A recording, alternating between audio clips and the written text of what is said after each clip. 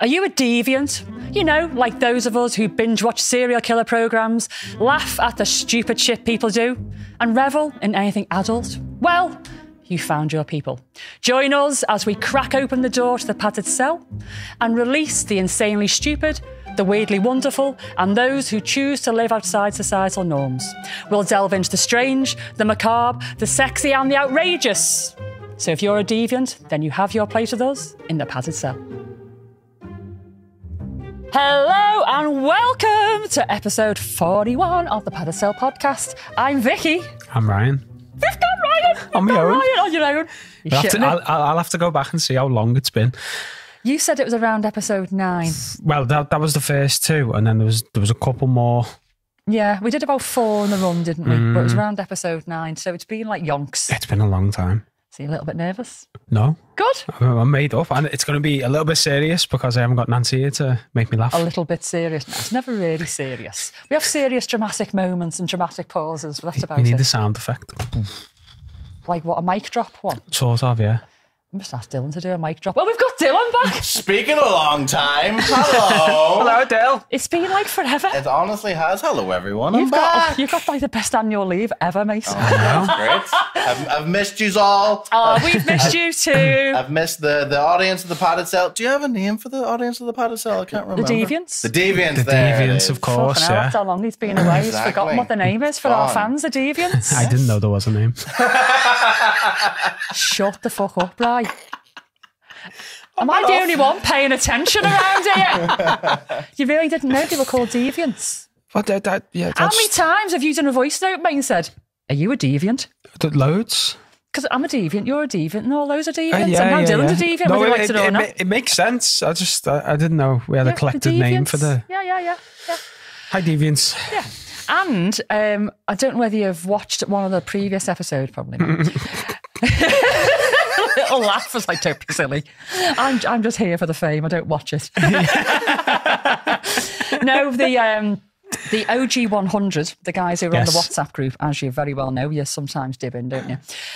They've renamed Monday's Deviant Day because Monday is the day when they get the main episode ahead of everybody else. They get an advanced viewing. Yeah. So they've renamed Monday Deviant Day. How nice is that? And they've actually started jumping on going, "Hi, happy Deviant Day" on Patreon and on the WhatsApp group and everything. That. I know, yeah. This is a proper little sense of community now, isn't it? Yeah, it's great. Yeah. And they're all getting to know each other, and some are like, they do like crafting and stuff like that. They're selling stuff. Yeah.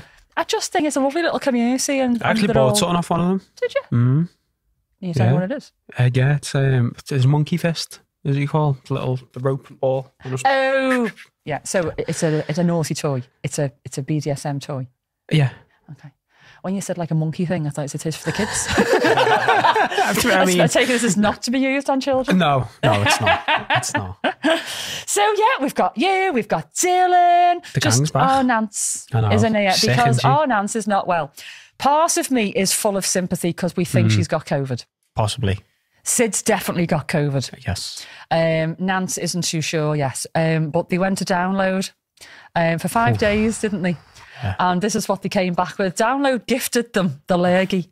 Oh. And you know what? I listened to Sid's voice on a voice note this morning. Same. Oh, God love him. He doesn't do sick very well, does he? No. It was like he was dying on the voice note. Yeah. It was like he was giving me his, his last wishes. Yeah, he sent me like a 2-minute voice note and half of it was just coughing and sniffing. That's just to prove how ill he is because he's asking you to do his job for him tonight. I know. It's like when you phone into your boss and you just put like your sickest voice on. Yeah, and you're like that. Oh, I'm sick. That's it. But he genuinely isn't very well. So Nancy's not here because we think she's got COVID and... we want to live our life, don't we? She doesn't do sick, though. Normally, she just rides through things. She does have a few things every now and then. And you wouldn't know. She just gets on with this. Yeah. This mustn't be very nice if she's not here. No, because her headaches are bad as well. She just cracks on with that. It just falls off, doesn't it? So anyway, get well, or Nance. You missed my love. And I'm sure Ryan's going to do a great job for you today. It was a late night substitution, wasn't it? It was last night. Yeah. And do you know, mate, some of the subjects I had today and some of the things I was going to include, I've took out because you're a boy. And I know you don't really get embarrassed, but just some of the things I was like, I could really embarrass you and it could be funny. Yeah. Or I could really embarrass you and you just say, I'm never doing the podcast ever again. Don't ask me. I feel like you should have done it. Or, you know, when something is like a bit cringe and nobody really knows how to react because you don't really get it because you're a boy. Yeah. It could be that. Yeah. So I was like, okay, so fucking hell, last minute change of subjects, both of. I know. I was in the middle of Yo Sushi thinking, what the fuck am I going to talk about tomorrow? Well, there you go. So I've swept in and I saved the day because I've suggested that I'm going to do a longish one today, aren't I? Yeah. But we're going to have a little chat around it. So before we carry on, this is going to be released on the 27th of June. Mm-hmm. And I need to chat about this to Dylan because it's actually not long off and I have forgot to say to him that it's a really tight turnaround. Sorry, Dylan. Uh-oh. I'll figure it out. Okay. And on the 27th of June, I think it was around, I haven't put the year down. Oh, shit's that. I think it was around 1983 or 4. The film Labyrinth was released. Mm. Please tell me you know the film Labyrinth. Yeah. What's the film Labyrinth, right? It's about the thing, innit? What thing? I don't want to give it away in case anyone hasn't seen it. Well, you can give it like a little bit of a synopsis without spoiling it. I wouldn't want to spoil anything about it because Okay. I went into it not knowing a thing and Okay. I really enjoyed it. Okay. So did you know who was in it before I said this? The Thingio, yeah. Who's Thingio? It's Bowie, isn't it? It's Bowie. Well done. Well done. And do you think, what's it about? Oh, it's Just a little. Stop. You did. I've only just got off the erasure thing. Right, so Labyrinth is a little bit of a clue. So it's about a labyrinth. It's about a maze. And it's about a Goblin King. And David Bowie is the Goblin King. Okay. And mate, Bowie in tights. Meant to be like a horror or just... No, oh, so you haven't watched it? No. Was it convincing? No, it's for any age. And there's, I think it was Jim Henson that did the puppets in this film. And basically it's a film for any age. It's about this Goblin King who has loads of goblins and he steals this baby and the babysitter, who is the sister, has to go and rescue the baby from the Goblin King. It sounds really, really stupid. You know, it really sounds stupid after you say it out loud. Yeah. But the very fact that Bowie in tights is in there and... Is that the point of the movie? No, but it is for me. Oh, okay. I've watched it many, many times. And Jennifer Connelly is the love interest. And I think she's only supposed to be about 15 or 16 in it.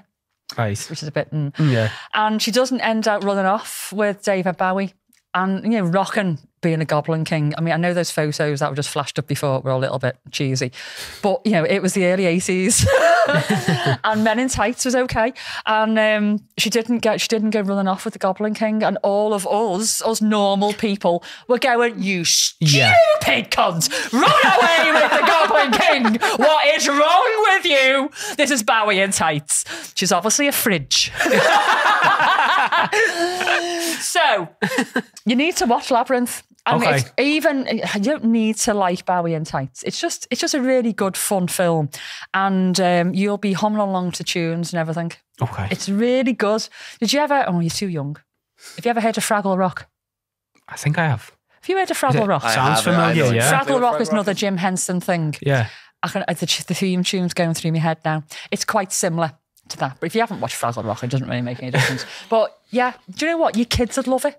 Okay. Especially the girls, because they're a good age to watch something like that. There's no really getting into swearing, films at there's the no minute. sex, there's just a little bit of Goblin King romancing, you know, trying to get the girl. Yeah. Failing, obviously, because she's a fridge. So, but everything else is fine, and the characters are lovely in it. So, yeah, I'm really sorry, guys and girls. I haven't wrote the year down, but it was early 80s at some point. 1986. Oh, okay, so a little bit later than I That's why thought. we love them, innit? 86, so I was 11. You weren't even a twinkle in Oh, your that parents' wasn't- eye, wasn't were even you? a thought. You weren't even a stain on the sheet. Anyway, so in between the last episode and now, I did a little bit of fundraising, and I did talk about it in the last one. We did a cake smash. Yeah. And I was putting some stocks. I had like this orange jumpsuit on, and it was oversized so people could fill it with cake and jelly and stuff. And the person who was organising it, who's a very good friend of mine, basically set up this afternoon tea on the table, and it was just like jelly and ice cream, freezing, obviously. Big, massive Costco cake. Nice. There was all sorts of things there, and fresh cream and all that. And basically people would pay to either throw cake at me, face plant me, put jelly down my back, custard down me bum crack, which happened a lot. It was funny though, because when people were tipping things down my back, they weren't just happy with it just sliding slowly, the jelly and custard sliding slowly down my spine.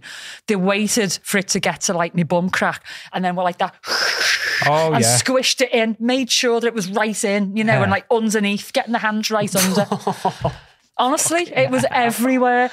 And then at the end of it all, there's like a video of me lifting my leg up from this jumpsuit and a load of jelly and cake comes out of it and then a piece of bread. Just stuck to your leg. A piece of bread just slides down my leg out of the hole. Just a sad slice of bread. Yeah, but I have brought some pictures. So, Dylan, would you want to just flash any up? I've got 4 there, I think. There's one, I think, of the cake with me face in the cake. So there you go. So for those who aren't watching, there's me in a like orange is the new black styly jumpsuit with me face firmly planted in a giant birthday cake. Yeah, that's in, isn't it? Yeah. And there's a couple of plates of jelly and ice cream next to it. There isn't a picture of my face when I come out of it, but there is other pictures of me in the stocks after the cake, my face in the cake. So if you like to find one of those for us. So there you go. Oh my God, Vic. My poor face, look at that. What's in the bowl? That was custard and jelly and hundreds and thousands. Ooh. There's Nancy in the background. Do you know what that little cow was doing? So That's what I'd have done. I was covered by this point. Actually, do you know what? I think Mrs. G said this is from Ryan. She did. Yeah. So what's happening here? I'm already covered. I'm literally wearing it on the inside. And Nancy's basically crouched down with the most evil smile on her face. And in her hand is a piece of bread with marmalade on it. And she's making me lift my foot and I wouldn't. I was like, no, make me. And she got them fucking nails that she's got. The Nancy nipple cripple nails. And she just pinched the back of my leg, which made me go, ooh. And then she just grabbed my foot and slammed my foot onto the piece of bread. Like a horse being shooed. And then did it on the other foot as well. And so I'm standing there squishing into sandwiches with cake all over me. For someone that's really weird with food, that's very brave of you. That's why I do it. Okay. Yeah. You've got to, haven't you? Yeah. So I know I do enjoy sploshing. The mixing of food substances does make my eye twitch a little bit. I don't, as you all know, I don't mix me food on the plate. Yeah. So this does make me go, but I'm not eating it. It's different. Yeah. Because I'm wearing it. I'm like, mix it up. If I had to eat it, I'd probably need Valium, to be honest. Just that bowl on the bottom with all the cake and jelly around it. If somebody said, I'll give you £1,000 if you ate that, I'd probably do it, but I'd need a long lie down and some drugs. I'd have got a spoon and I'd have just messed with your head. Yeah, I mean, I can't even mix me bacon and eggs together on the plate. I can't do it. Anyway, so we raised over £450. Wow. For Whittle Wise Guys, which is our charity. And we had the best time. We did film some of it. We were able to film some of it. And I'm going through the horrendous process of editing it now. Dylan, mate, I doff my cap. Since I've had to start trying to edit shit, this is not my skill set. And what would take somebody half an hour sometimes takes me 3 days. It's a nightmare. And it literally, I have to squeeze me emotional support pickle on a regular basis. Yeah. Yeah, it's not good. Anyway, so when I've done the video, I will share it with you all because it's hilarious. Yeah. I've seen a few of the clips. Really, really, really good. I wish I was there. Yes. But Mrs. G was there in your place. She was brave. She was doing the filming. And she was launching cake and doing stuff. She had this big, massive high-vis jacket on now and like fishnet tights. I'd like to say she was rocking it and she wasn't. What a contrast. I know. Right, I just want to say some hellos. Last week, I was in our local Tesco in West Derby Village and it was on a little self-checkout and literally this person just came up beside me, got a little bit of a fright and she said, can I just say, I love your podcast. No way. And she was talking to me a little bit about it and heard a fella watch it and everything. So I said I'd give her a little mention. So Steph in Tesco, West Derby. Hello, love. Go ahead, Steph. Nice meeting you. And thanks for coming over and saying hello. I always love that. And I also went to a concert on Sunday night. Have you heard of the Christians? No. You haven't heard of the Christians?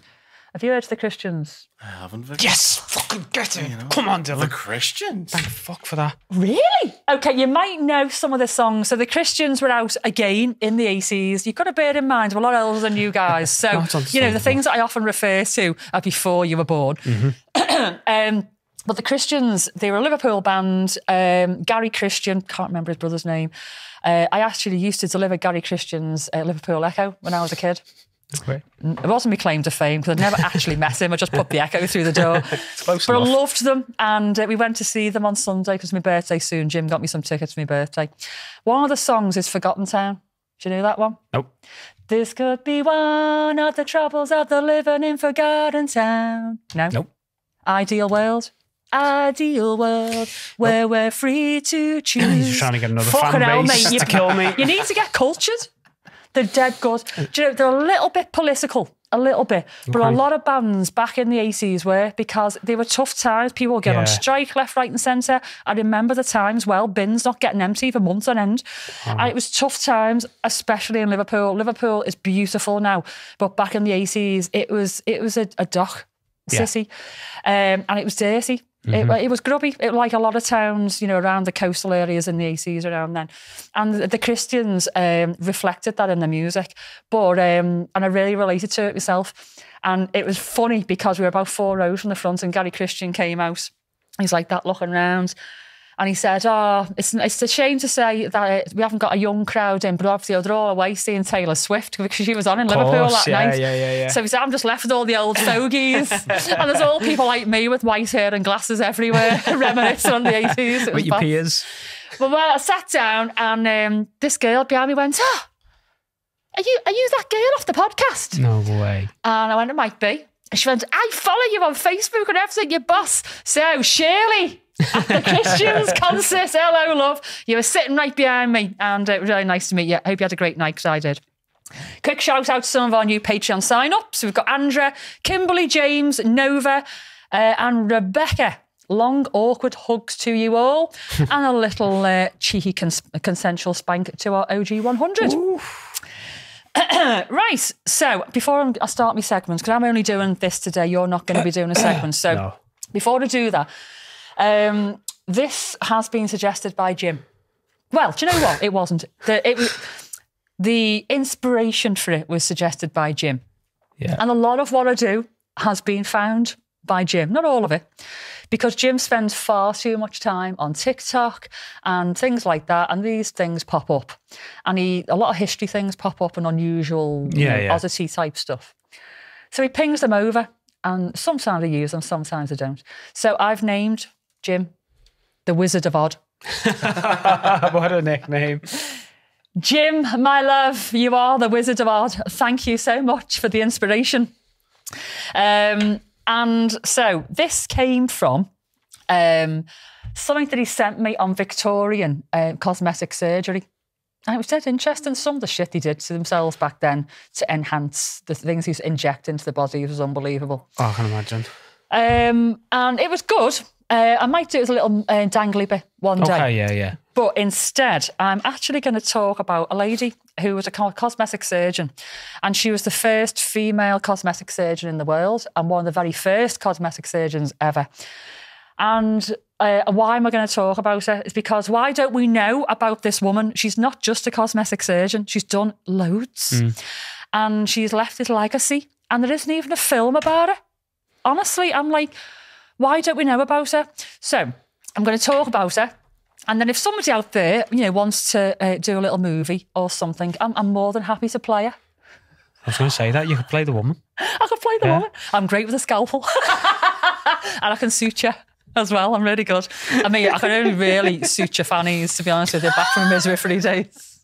But, how hard can it be? You might want cosmetics there. So, I am going to talk about Suzanne Noel. And she was born in Paris, France in 1878 to a very wealthy family, really wealthy family. So she had a good start, but she had the smarts to go with it as well. But she had like a really tough beginning. Her dad died of TB, I think it was, and her 3 brothers. She had a sister who died at birth as well, just her and Ma. So she had a tough start, but she rose above that. And she did really well in school and everything. And for that time, women were just really expected to get married and have kids. We weren't supposed to aspire to be anything like a surgeon. But she met this guy, and he was a dermatologist, and she married him when she was 19. And I think he was about 9 years older than her.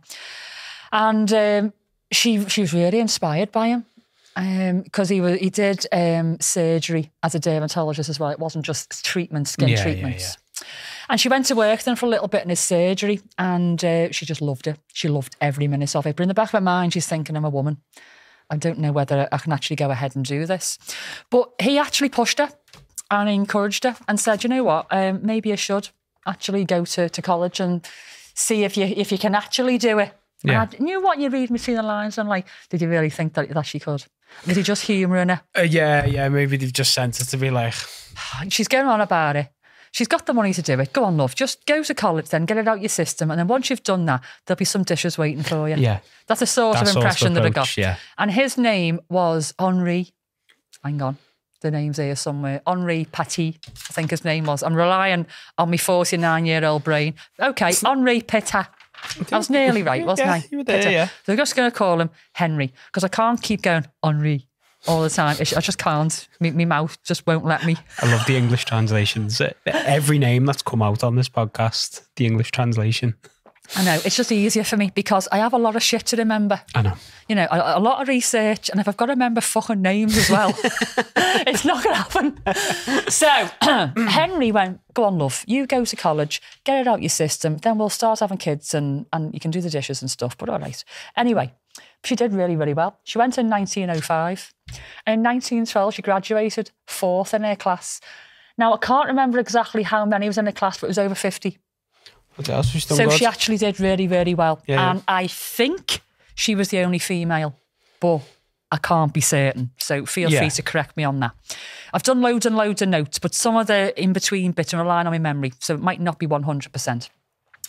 Anyway, during her studies, she went to work with this guy, Professor Brock, and he was one of the early cosmetic surgeons. He did like more reconstructive surgery, but he showed her when you do like a little fold and then you sew it into the hairline.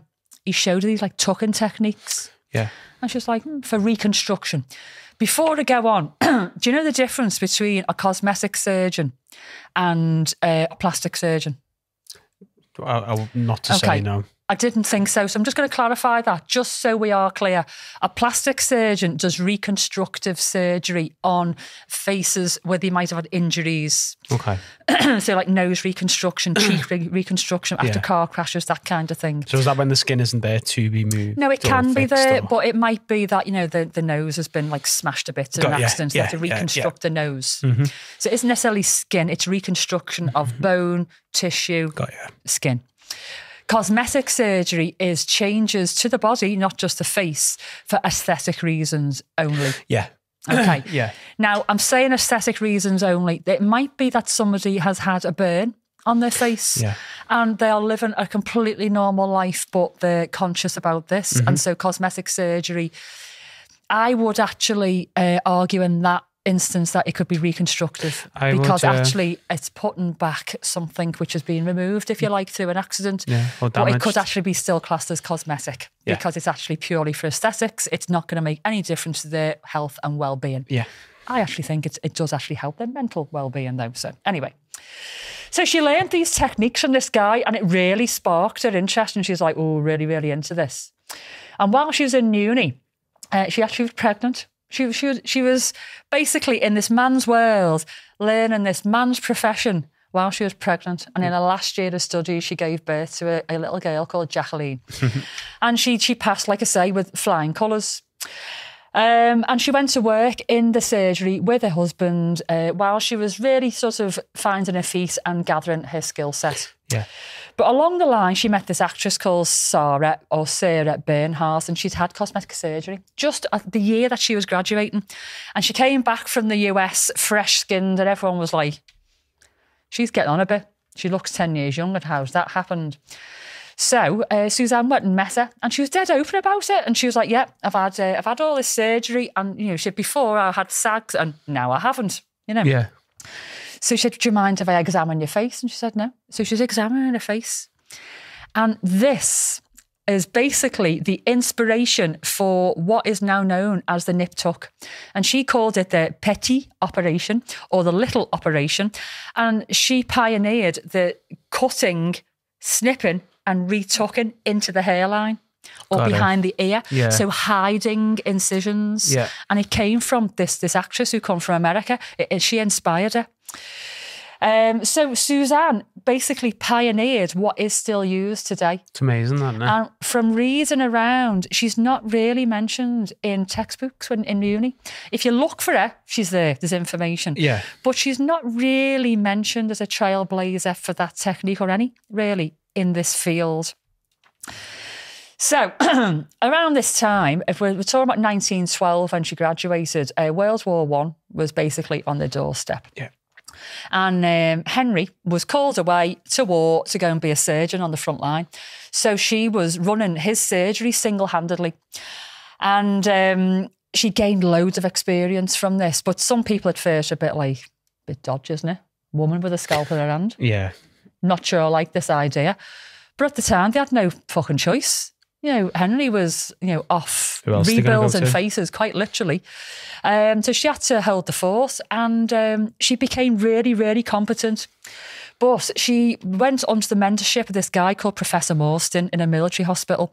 And at the time, those poor French dudes were coming back from war with their faces blown off. Yeah. And there was this fund put in place by the government at the time to help these soldiers rebuild their faces so they could hopefully go on to lead a normal life afterwards. And the fund, it's in French, but it translates to like the Broken Mouth Fund. How awful. And when I was reading around this, literally the mandible, which is the jaw, has literally been blown off. Off. To just leave the upper jaw, noses and all that. So she's actually still quite a young woman at this point. And she's there reconstructing the faces of soldiers and learning on the job. This is like, we're not just talking about, a little nip tuck now. We're talking about putting faces back together again. Yeah. She's a sculptor, but almost really. But the passion for cosmetic surgery was always in the back of her mind. But at that time, she's like, I want to give to the war efforts. And also she needs to make some money. Yeah. So the government were funding this while her husband was away. Anyway, at this time, women were not allowed, they weren't licensed, if you like, to go and run practices on their own, surgeries on their own. And Henry died as a result of injuries from war. So that meant she couldn't run this practice on her own. Yeah. She's like, fuck what I'm going to do. I can't do this now. Anyway, so she stepped back a little bit, did some other things, looking after her daughter and everything. And then she met another guy called Andre. And his name was Andre Noel. And that's where she gets her name from now, Suzanne Noel. Yeah. She married him about a year later. And he was also a dermatologist and really quite clever. And he didn't have his license to run a surgery. And he needed to present this thesis to be able to do that. Mm-hmm. She'd written this thesis, this dermatology thesis. And she thought, I don't know where it's going to get passed because I'm a woman. So she gave it to him.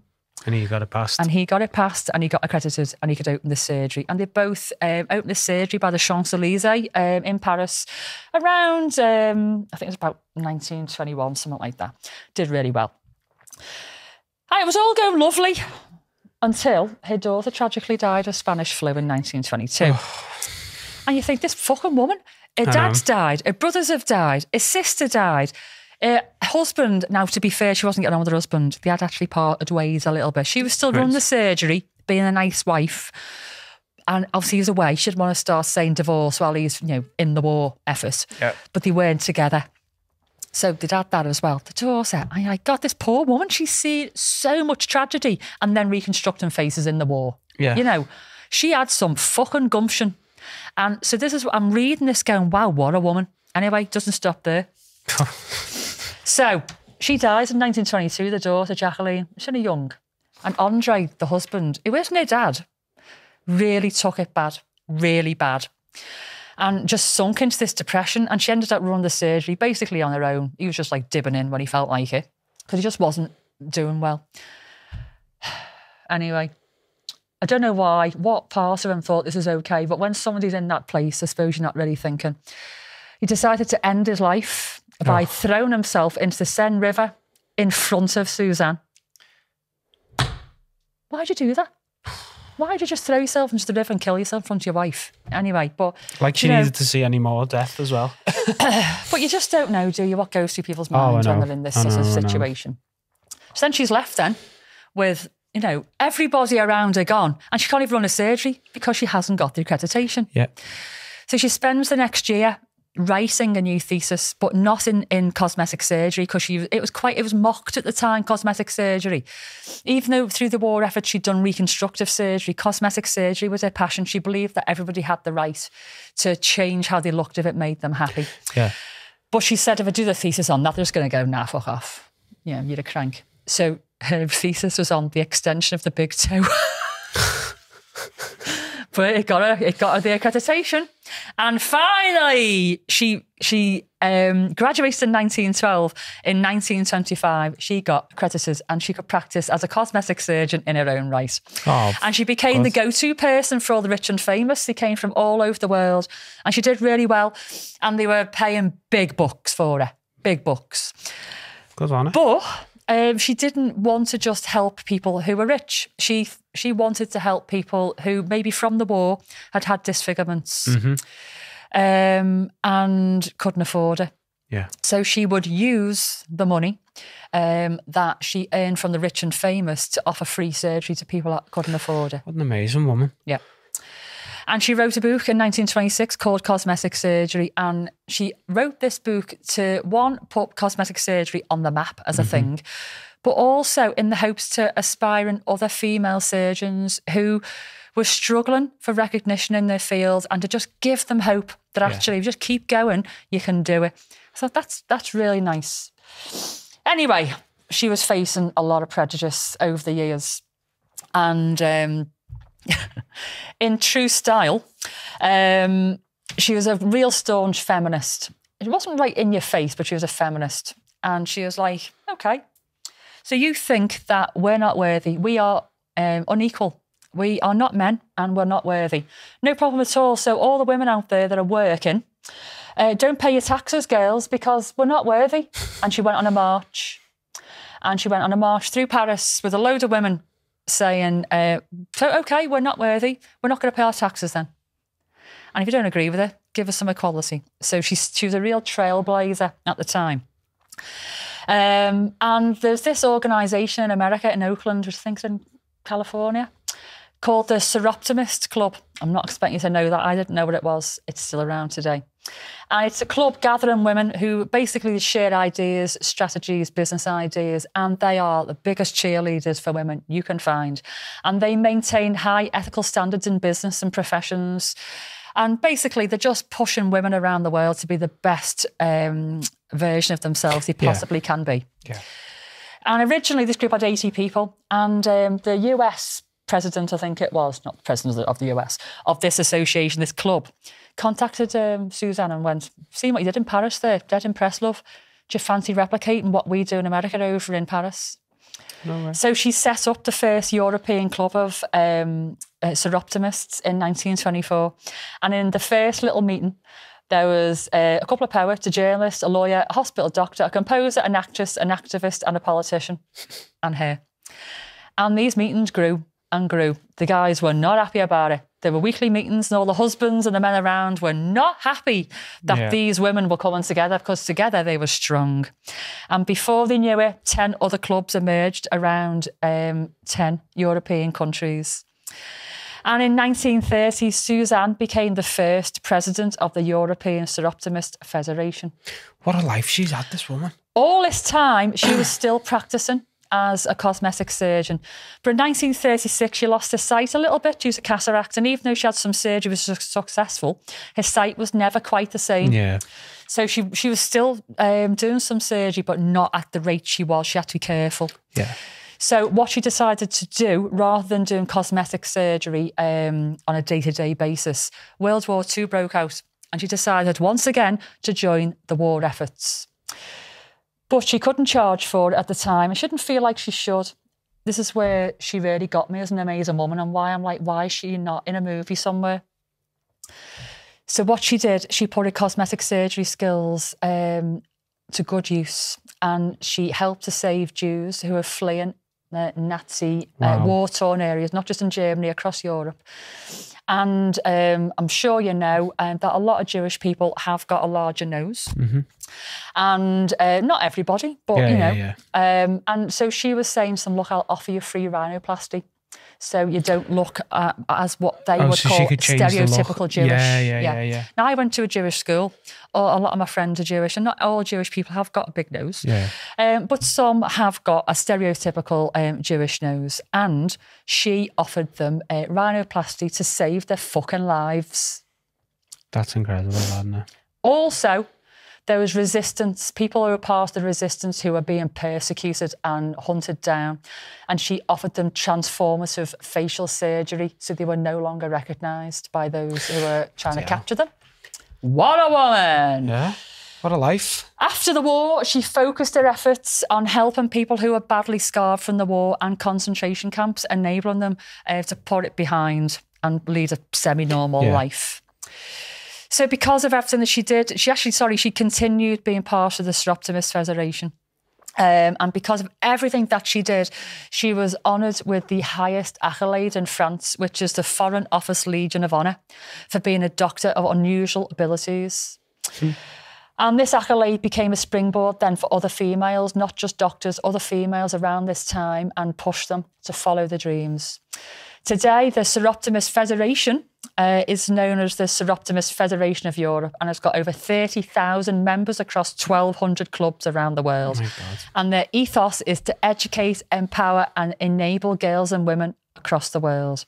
And every year, the Society gifts financial support to women who want to excel in the field of plastic surgery in the honour of Suzanne Noel. Amazing.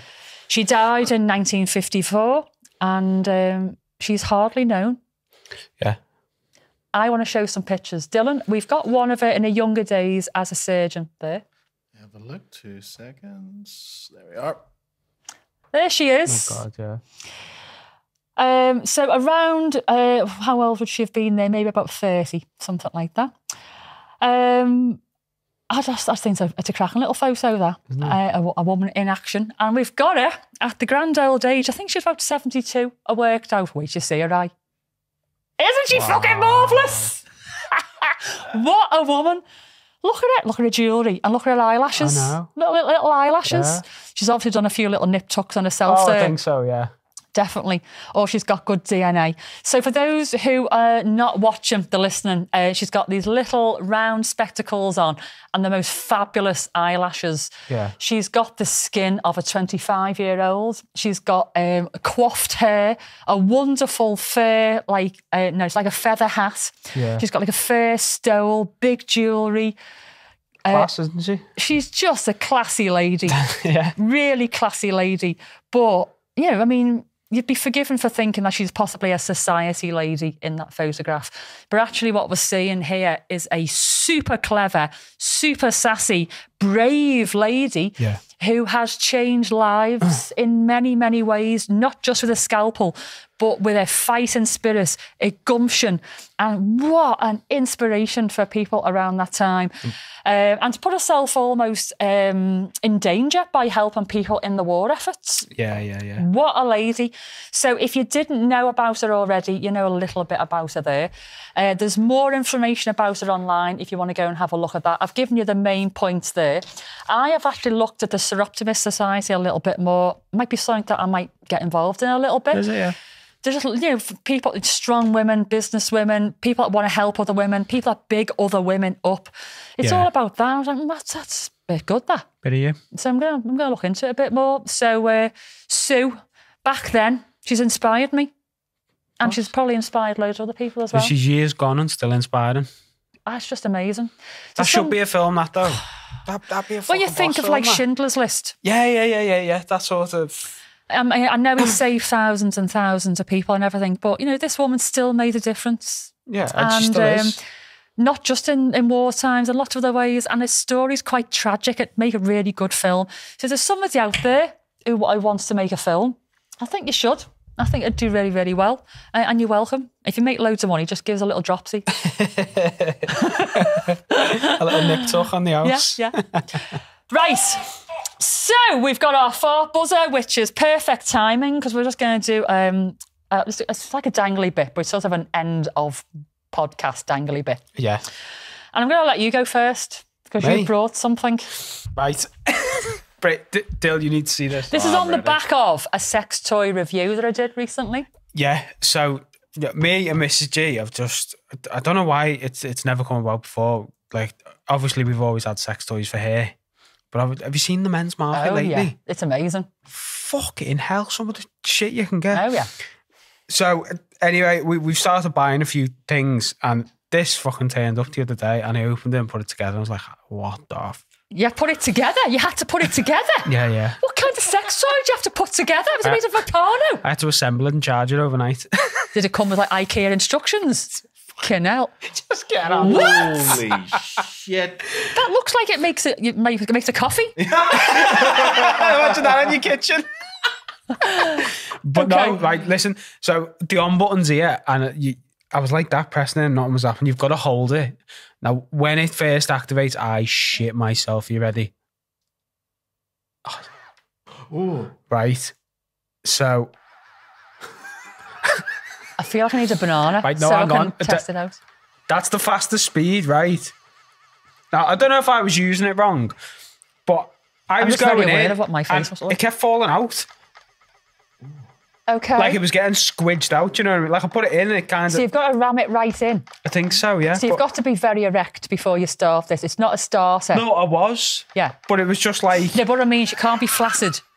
I wouldn't say so, no. It'd get fucking pummeled. Okay, so Imagine it just sitting at the bottom there. just banging your bell end. You'd have nothing left. So you've got to fluff yourself first. Yeah, and be ready to roll. Yeah, and then push it right in. Yeah, but I feel like you've got to get it dead center because it's going like that.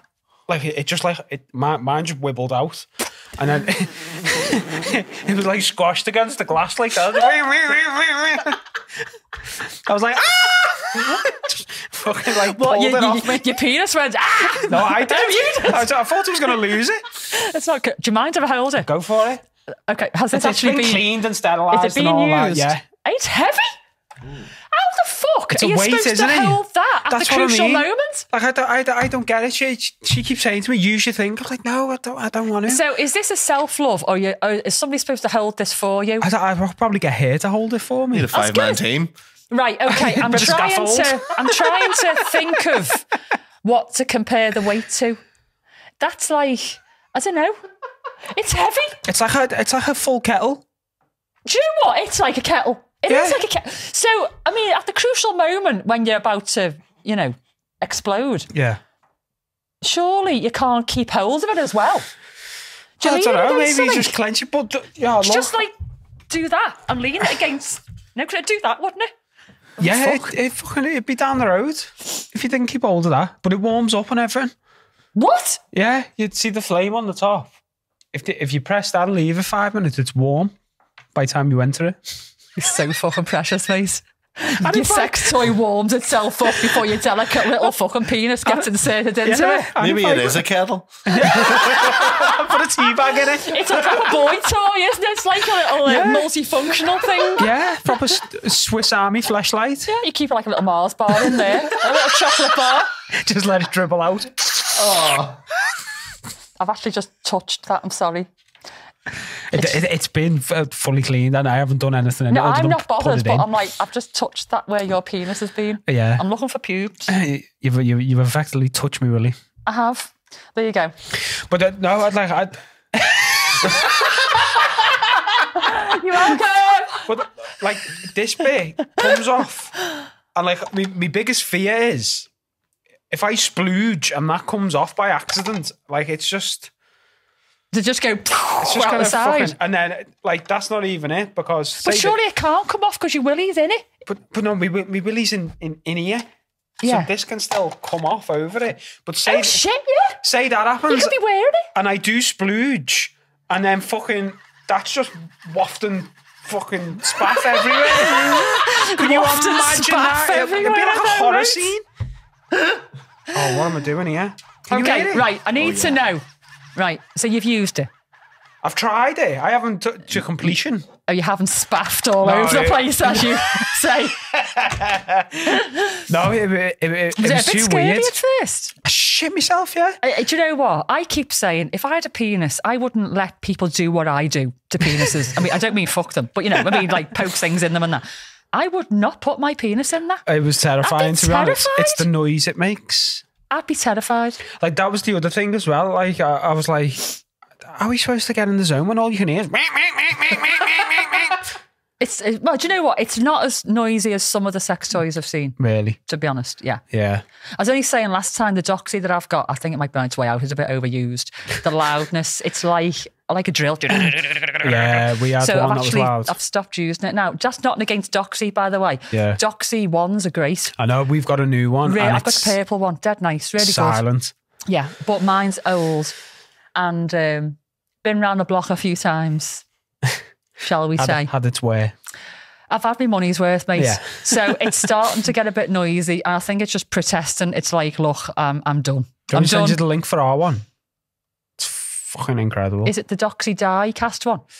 It might be. Yeah, they've done it as one with the screw off head? Yeah. So you recommend that, do you? Because the heads on those are smaller. Sorry, we have to have a conversation between ourselves about sex toys. You just... Okay, I might try that. And you can attach different things on it.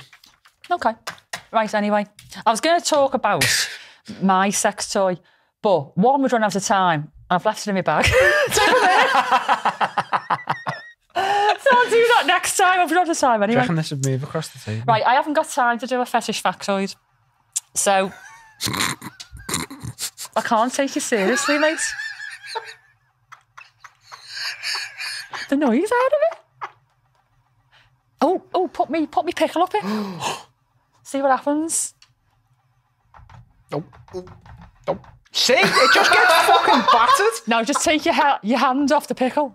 Where's its face? You put it face first. You put me pickle in face first, you fucking monster. Put it the other way. You're doing that on purpose now. That's some kind of... That's a prime example. That's some kind of crochet toy abuse. He's in head first. What are you doing? He's facing the camera. Take me fucking pickle out head first. Put it... You're abusing me, pickle. You'll be warm when you get him out. His little head's doing nothing. On the inside, he's not happy. Right. If you're binge watching, I'm really sorry. Put the kettle on and we'll see you in 5. If not, I'll see you next week. Oh my God. Oh. Bye. Bye. He's still smiling, it's all right. Oh my God. And there we have it. Another day made better by listening to the curators of chaos. Thanks for dropping by. And if you enjoyed the show, we'd really appreciate you sharing your love for the Pad to Sell podcast with your friends. Don't forget, give us a follow on our socials, maybe leave us some 5-star reviews, and feel free to send us an email to medic@the-pad-to-sell-podcast, or even interact with us on Facebook, Insta, and our other socials, because we love chatting to you. Be sure to stop by next week because, as Bowie says, I don't know where I'm going next, but I promise it won't be boring. Catch you soon.